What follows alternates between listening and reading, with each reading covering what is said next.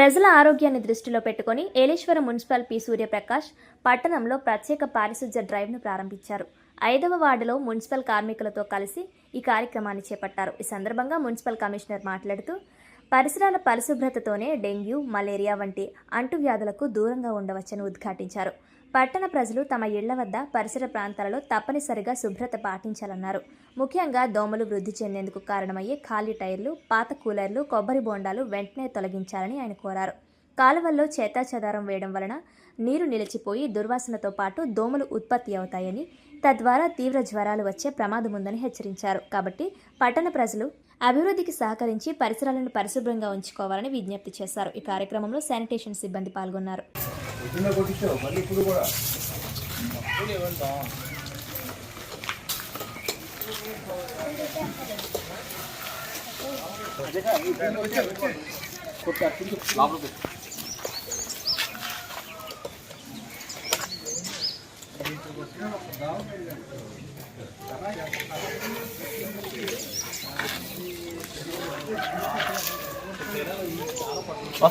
వస్తారు ఉదయం కొట్టేశారండి ఒకసారి ఉదయం కొట్టారండి పొద్దు కొట్టారండి ఇక్కడ ఇంకా కరెక్ట్గా ఒకటి ఉదయం పోగొచ్చింది.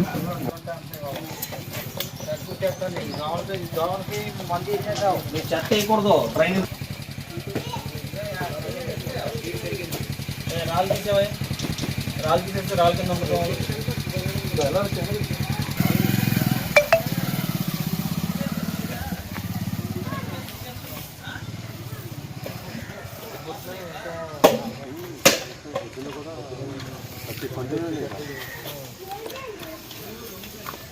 ఎంత మొదలు కలిపారు?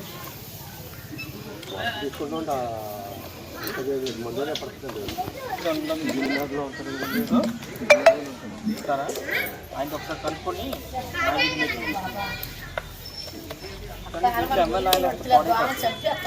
పాడైపోతాయి.